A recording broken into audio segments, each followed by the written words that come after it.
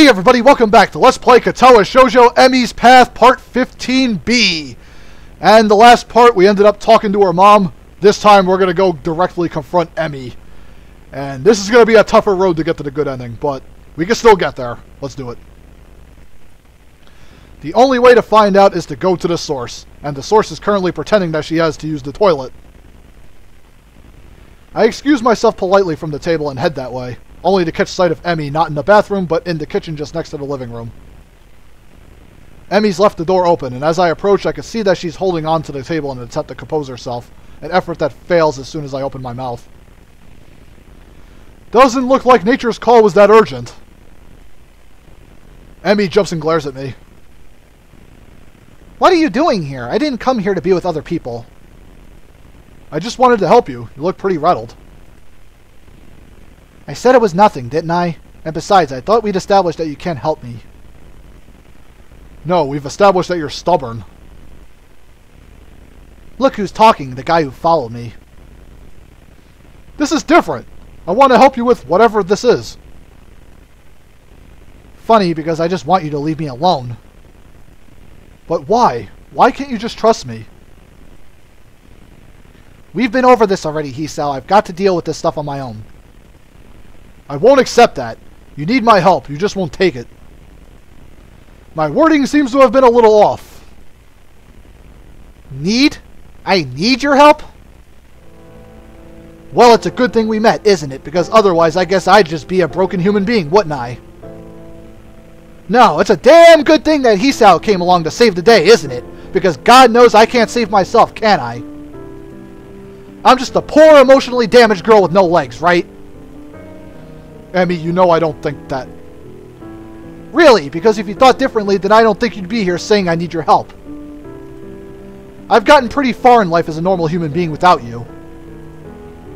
So what? Nothing we've shared was important? I'm just the guy who hangs out with you? You're my boyfriend, Hisao, not my savior. Well, no, that much is obvious. You won't even consider that I could be a help to you, will you? You'll just bottle it all up and hope that a run will solve your problems, or you'll come visit me and we'll fool around until you feel better. That's not being a healthy human being, Emi. That's not what a relationship means. Well, it's what it means to me right now, Hisao. I wish... She seems to reconsider her words just then, a flicker of pain, of doubt on her face. For a moment I think she's about to cry. But the moment passes and now she's composed herself again. Whatever that wish was will have to go unspoken. Look, I can't do this right now. What? Have a serious conversation? Be open? Be honest? Give a damn about anyone besides yourself and your problems? What do you know about my problems? Nothing. You don't know what I've been through, so don't pretend that you do. I know you have nightmares and I know your father's gone. What happened to him? Emi's head jerks backwards as if I've just slapped her. That brutal quality has gotten back into her voice. That's enough. This is stupid. This whole conversation has just been variations on Emi stonewalling me. What, you won't even answer that question? Fine, keep your secrets. They can lie in the grave as far as I'm concerned. Emi's eyes widen in shock. When she speaks again, it's in a voice that is low, dangerous. Get out of my house, Hisao. The sudden change in her tone snaps me out of my old self-righteous anger and makes me realize what a dawning horror of what I just said. Emi, I didn't mean... I said go, Hisao! Tell my mother that she cooked a wonderful meal, but you've forgotten a prior engagement, and get out of my house. She's trembling now, shaking with anger or sadness or determination. Her voice is still low, controlled, almost a growl. I reach out to put an arm on her shoulder to apologize for going too far, but she jerks away from my touch. Get out! What can I do? I walk out of the kitchen and go to the living room, making my apology to Mr. Barazaki and let myself out. Yeesh. Hisao, idiot move. But he does have a second chance on this path. Let's just hope he doesn't blow it.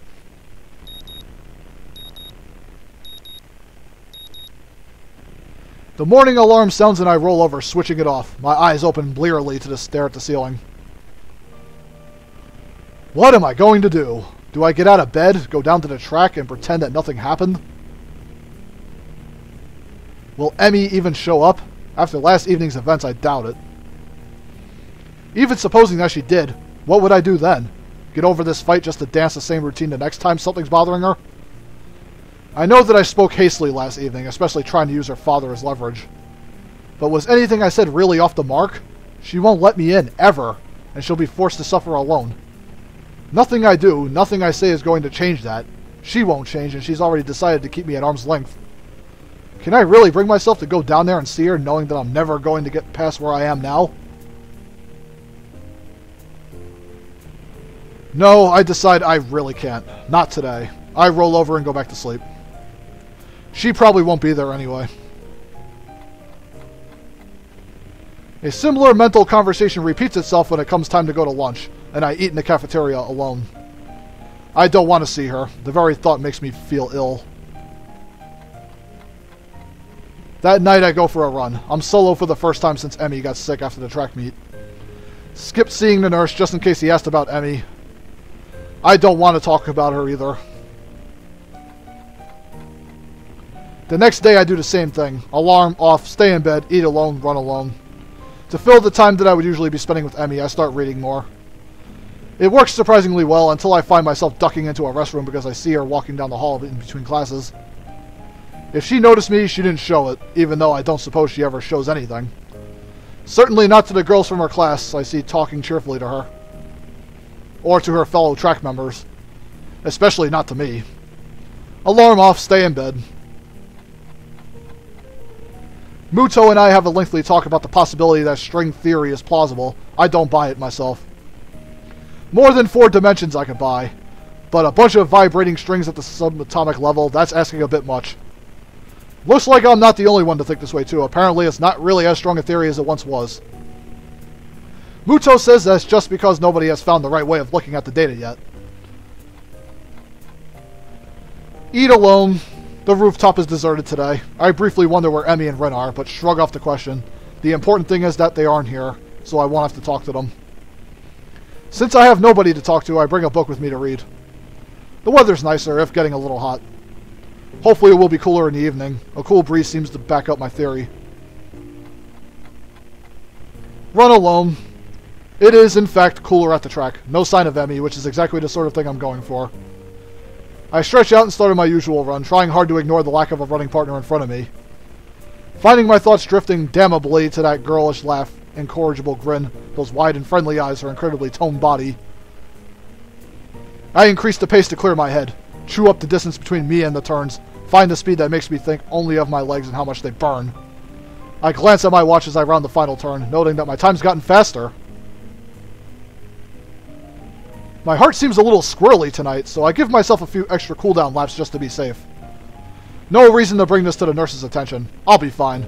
A rather Emmy-ish thought to have, I'll admit. I have to hope that eventually I'll stop thinking about her so much. I finish another book before going to bed that night. I'll have to stop by the library tomorrow.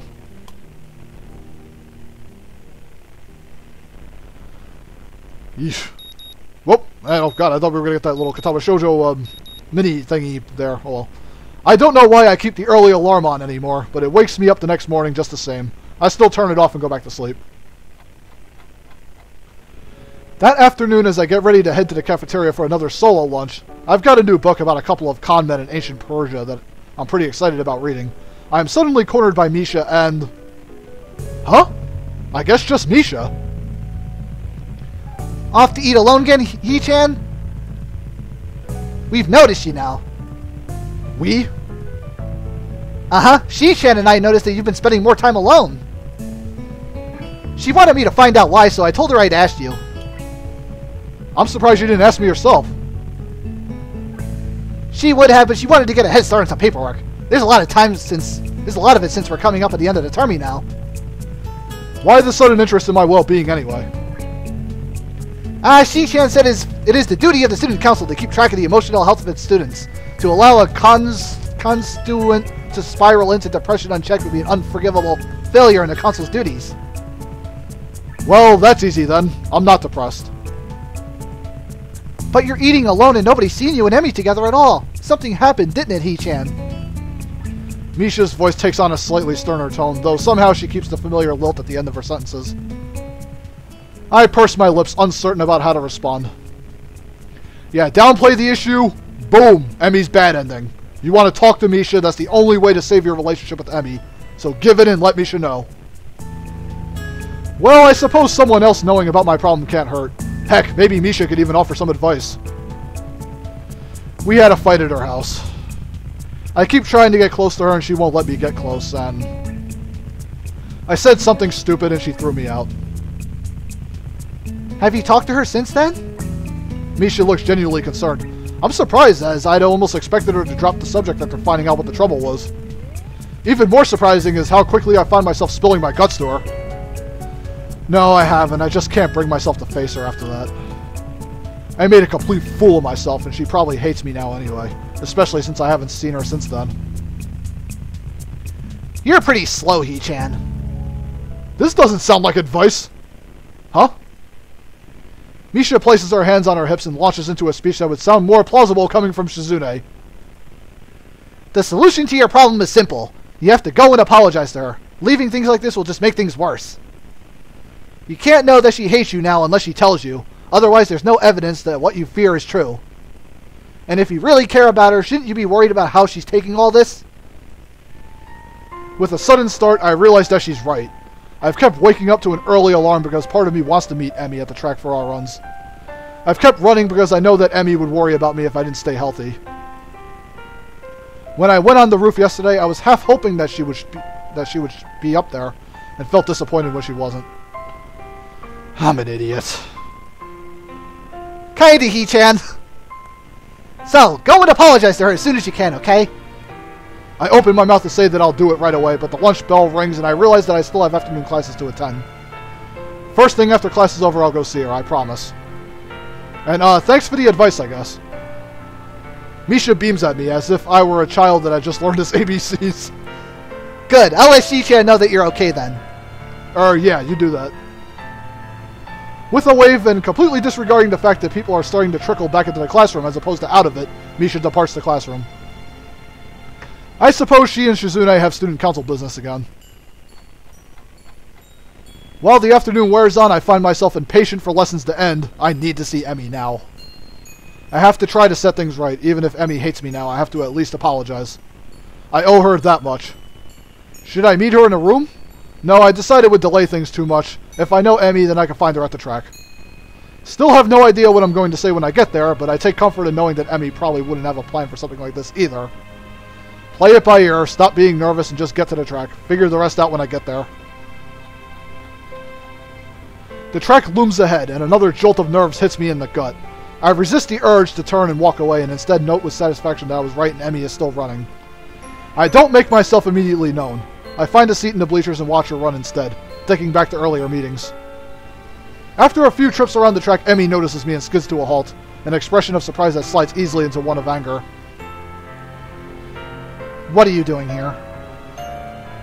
Not quite the response I'd hoped for, but at this point I don't have much of a choice. I wanted to apologize for what I said the other day. The other day? She laughs, a curt exclamation of disbelief. It's been almost a week, Hisao. Yeah, well, better late than never, right? Emmy crosses her arms and stares at me coolly, as if sizing me up. Finally, she nods. Huh, I suppose you're right. Water under the bridge, then. I forgive you. Is that all? Her almost impatient question catches me so off guard that she's already halfway down the track before I think to shout after her. No! Wait! She doesn't seem to have heard me, or she doesn't want to hear me, and so I give chase, disregarding completely the fact that I am not dressed for it. My feet hurt and my shirt collar feels like a noose around my neck, but I still chase after her because if I don't, I'll lose my chance. Emmy hasn't started to really accelerate yet, which is probably the only reason why I'm able to catch up to her, to reach out and tap her on the shoulder, just before my legs give up running in dress shoes and stumble to a stop. Surprisingly, fortunately, all that running seems to have paid off. I'm short of breath, yes, but at least my heart isn't actively trying to force its way out of my ribcage. My touch on her shoulder has stopped Emmy, and while there is a flash of concern when she sees me catching my breath, it seems that she has a good idea of what I'm capable of, too. The concern is short-lived. What? She seems so irritated by my being still there that I almost lose my nerve, but I've lost my nerve enough. I need to explain myself. Why I can't just let the matter rest. Emmy folds her arms and bounces one blade on the ground in an approximation of tapping her foot impatiently. Angry as she is and as nervous as I am, she still looks beautiful. Okay, Hisao, explain. The thing is, I know that you're really sensitive about the accident and about your dad. I can see Emmy's face twitch at the mention of the two things that have been steadily driving us apart, or at least made me feel like we've been being driven apart. But that's why I want to know about them, I think. Because I see how much they hurt you and I want to be there to comfort you. It makes me miserable seeing you sleepless and depressed, and don't pretend you aren't because I know, okay? I just remember that night when you fell asleep with me and had that nightmare, and that you were happy to have me there when you woke up. I want to be able to be there for you like that whenever you need me to be. The stern face cracks slightly. Emmy interrupts before I can continue further. Just stop right there. We can't see each other anymore, okay?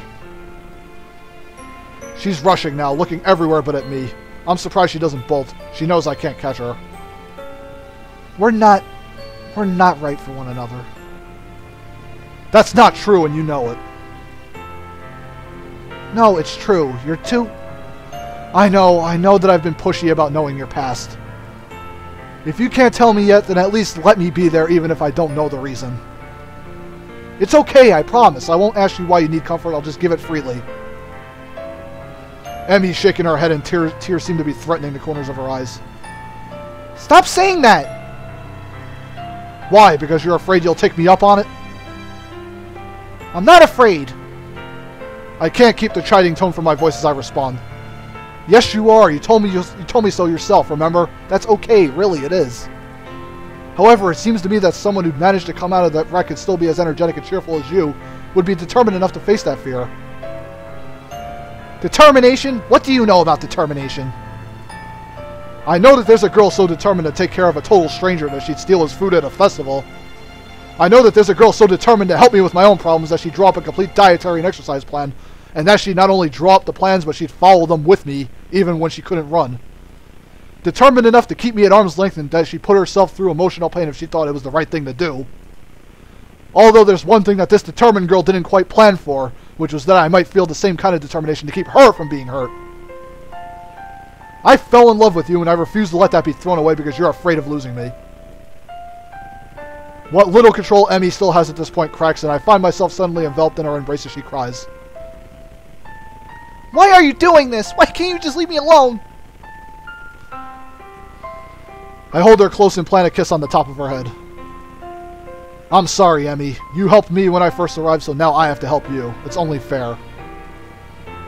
You're utterly hopeless, you know that? She hiccups and trembles a little. Funny I could say the same about you. Can you do something for me, Hisao? Anything. Can you go now? It feels like she's just shoved a knife through my chest. Go? I need to think, okay? I can't just tell you everything yet.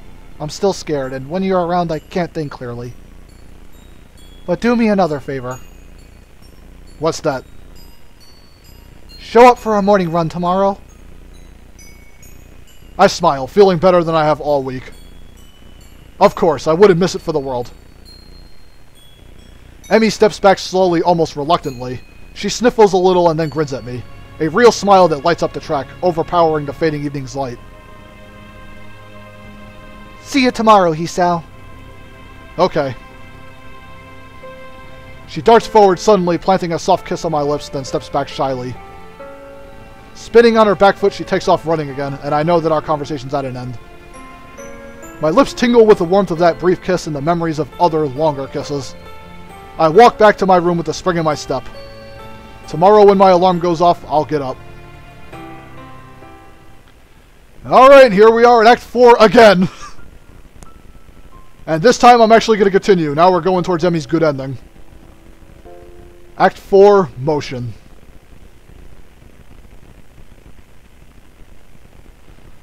Not too much longer, folks.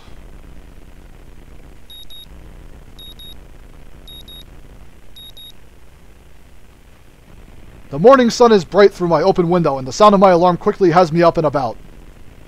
I slept surprisingly well last night, secure in the knowledge that at least I've got another chance with Emi. If I could just keep myself from doing anything stupid, maybe I'll find out what's been eating her recently. I have a few educated guesses, but nothing concrete, and certainly nothing that I'm going to say to her. I much prefer to have her tell me herself. Emi is waiting for me as promised, looking a little haggard but otherwise bright and cheerful, much more so than any previous day this week. Hisao, you're late! I wave my hand dismissively. Nonsense, you're just early. Emi grins back and it feels like we're finally back where we should be with one another. Except now Emi, not just me, wants to take another step forward. Although a part of me worries that she'll back out at the last second. Hurry up and stretch, Hisao. I don't want to miss the bus. The bus? Yeah, the bus. I want to show you something and I don't want to be late. Oh, okay. I try not to grin too wide. I'm happy beyond words that Emi wants to hang out after the run at all, but her promise of showing me something has me even more intrigued. Is this what she had to think about? I wonder just what she's planning to do. I quickly go through my warm-up routine while Emi bounces impatiently from one foot to the other. She really does seem to want to get moving as soon as possible.